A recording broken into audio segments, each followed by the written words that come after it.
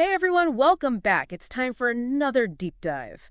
And this time, we're really getting into something I think we could all use a little help with sometimes, effective counseling techniques. Right. It's so relevant. Yeah, It is. And the cool thing is, this isn't just for therapists. It's really about how we connect as humans. exactly. Our source material this time is called Pasted Text, hmm and it's packed with insights. It really gets into the nitty-gritty. What's fascinating to me is how much of this stuff applies to everyday life. Yeah. Like, we're not just talking about formal counseling sessions here, right? This is about like the core principles of human connection. Yeah, for sure. Like right off the bat, the text talks about building rapport. It even compares it to like laying the foundation of a house. You can't build on sand. Right. You need that solid base of It's trust. true. Imagine trying to build a skyscraper on sand. Right, It's not going to work. right. So creating that safe and comfortable environment is super important. And that's where this idea of holding space comes in. Okay, holding space. I like that. It's more than just being physically present with someone. It's about conveying this sense of non-judgmental attention, letting the other person know they can truly be themselves without fear of criticism. I've definitely felt that before. Like where someone just has this way of making you feel totally heard and accepted. Like you can just be yourself. Absolutely. It's not just about sitting there silently, Mm-hmm. right? There's an art to this whole active listening thing. Active listening, Yeah. right? Like I've heard that term before, but what does it actually mean? Think of it this way. You could have two people listening to the same story, right? But one person is just hearing the words, while the other person is actually absorbing the emotions, the nuances, even the things that are left unsaid. Okay, so it's like the difference between hearing and actually listening, like truly understanding what the other person is trying to say. Exactly. It's like that classic example of someone saying, "I'm fine," when their body language is screaming frustration. Right, well, yeah, we've all been there. An active listener picks up on those mixed signals Yeah. and responds accordingly. So, how do you become a better active listener? Are there like specific techniques you can use? Absolutely. Yeah. There are.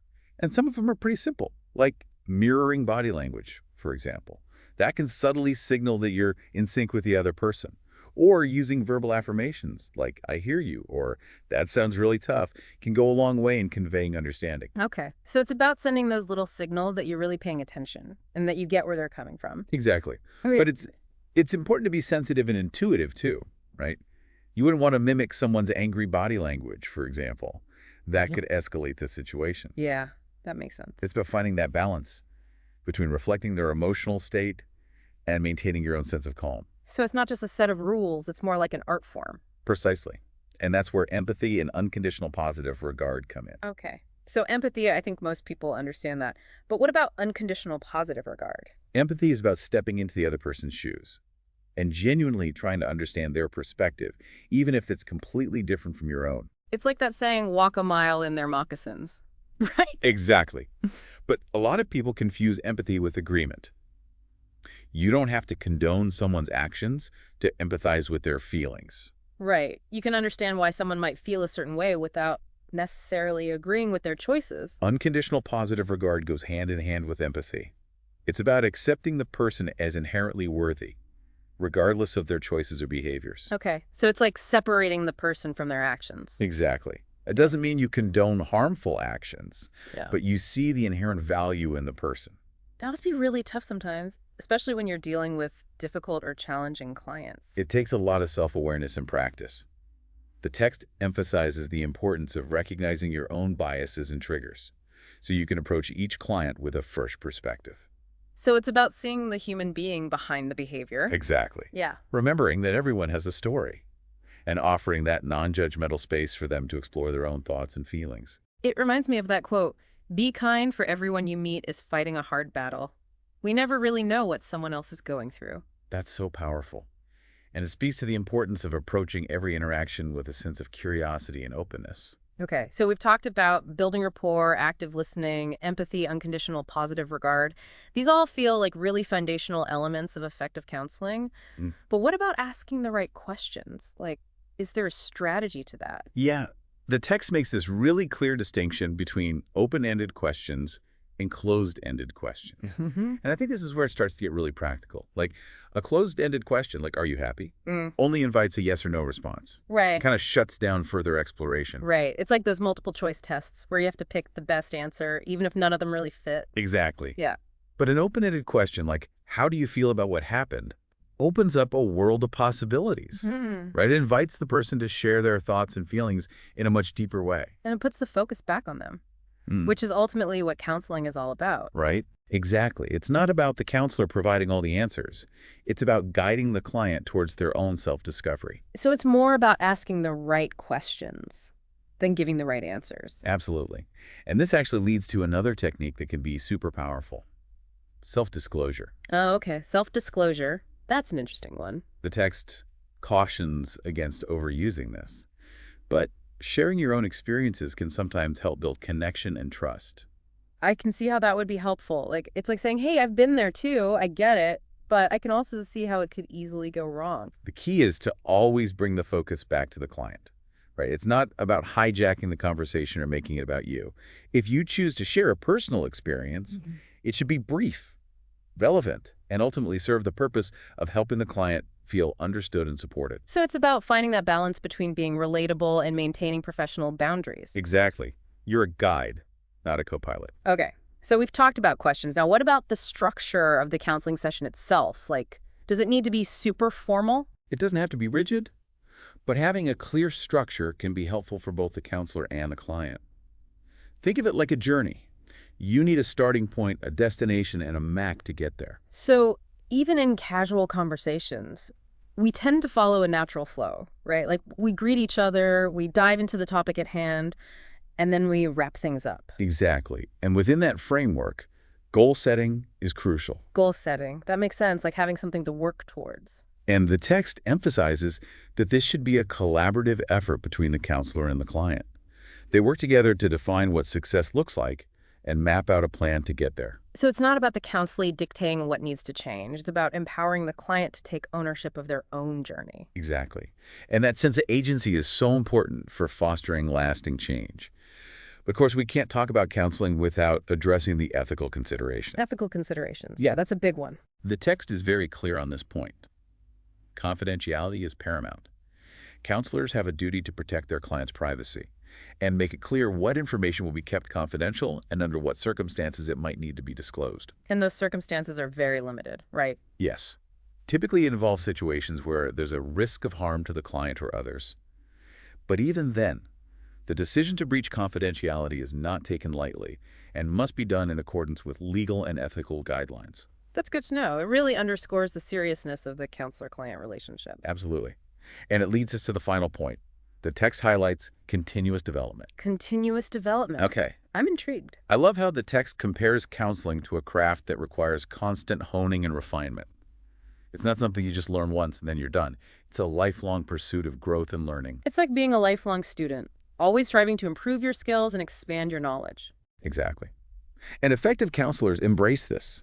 They actively seek out opportunities for ongoing education, supervision, and feedback to ensure they're providing the best possible care for their clients. So it's about staying humble, Yeah. recognizing that you never stop learning, and always being open to new perspectives and approaches. Exactly. It's about constantly striving to be the best counselor you can be. I love that idea that even in a field like counseling, there's always room for growth and improvement. Absolutely. And it's that commitment to continuous development that ultimately benefits everyone involved. This has been really insightful. I'm already starting to think about how I can apply some of these techniques in my own life. Me too.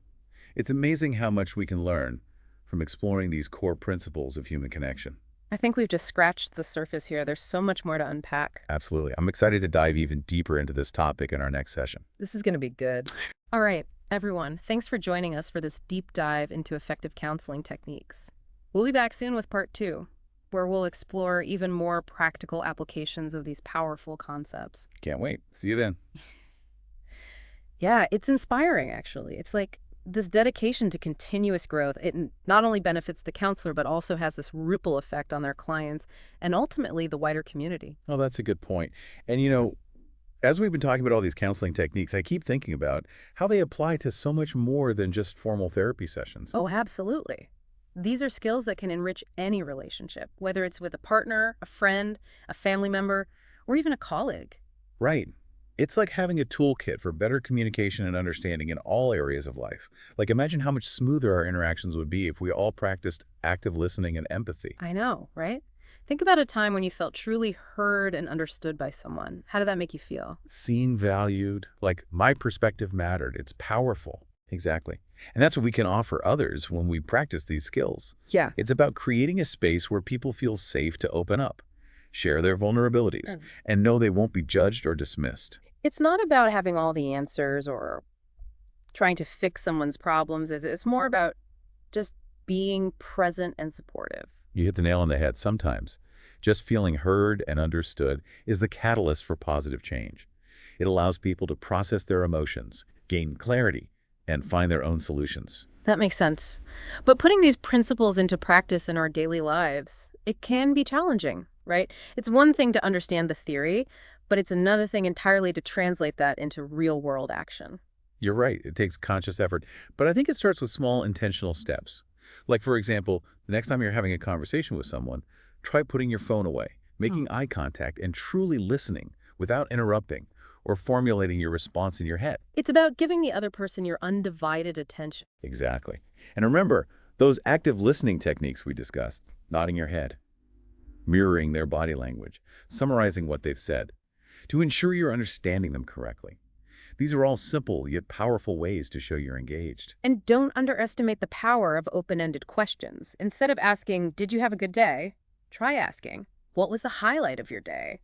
It just invites a more thoughtful and engaging response. I love that. It shifts the focus from a simple yes or no to a richer sharing of experiences. And when it comes to empathy, challenge yourself to see things from the other person's perspective, even if you don't agree with them. It's about putting yourself in their shoes, trying to understand their motivations and feelings. It's not about condoning harmful behavior, but recognizing that everyone has their own unique story and perspective. Precisely. And remember, practicing unconditional positive regard doesn't mean you have to agree with everything someone says or does. It's about separating the person from their actions and seeing their inherent worth as a human being. So it's like learning a new language. At first, it takes effort and concentration, but eventually, it becomes more natural and fluid. That's a fantastic analogy. Just like learning a new language opens up a whole new world of communication and understanding. Yeah. So too does mastering these counseling techniques. It enriches our relationships, enhances our ability to connect with others on a deeper level, and ultimately makes us more effective communicators and more compassionate human beings. Couldn't agree more. And as we wrap up this deep dive into effective counseling techniques, I think it's worth reflecting on the profound impact these seemingly simple principles can have on our lives and the lives of those around us. It's about recognizing that effective communication is a skill that can be learned and honed, and that the rewards of investing in those skills are immeasurable. Yeah, it really is amazing to think about how much, even just like a simple conversation, can impact our well-being and relationships.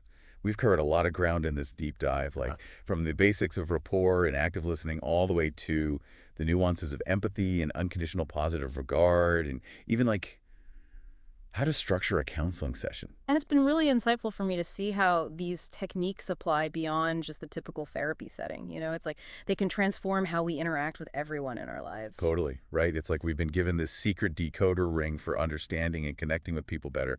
But as we wrap up, I want to leave our listeners with something to think about. We've talked about how effective counseling uses interpersonal skills and techniques and ethical principles. But what's the thing that connects all those elements? Like, what's at the very heart of it all? Oh, that's a really great question. And I think the answer's got to be genuine human connection. Yeah, that makes sense. It's about recognizing that everyone has inherent worth and dignity, and approaching every interaction with respect, empathy, and a real desire to understand. That's a great way to put it, yeah. It's about creating a space where people feel safe and heard and valued, no matter their background or beliefs or experiences. And in a world that feels more and more divided and disconnected all the time, that kind of intentional, heart-centered connection, it's more important than ever. It really is. So, as you go about your day, listener, I encourage you to think about how you can bring a little more of that genuine human connection into your interactions. Whether it's just talking to a loved one, or a tough conversation with a colleague, or even a quick moment with a stranger, remember the power of truly listening, empathizing, and holding space for others. Because it's in those little moments of real connection that we can truly make a difference in our own lives and the lives of the people around us. What a great way to end this deep dive. Thank you for joining us as we explored effective counseling techniques. We hope you learned some valuable things that you can use in your own life and maybe even spark some more meaningful connections. It's been a pleasure. Until next time.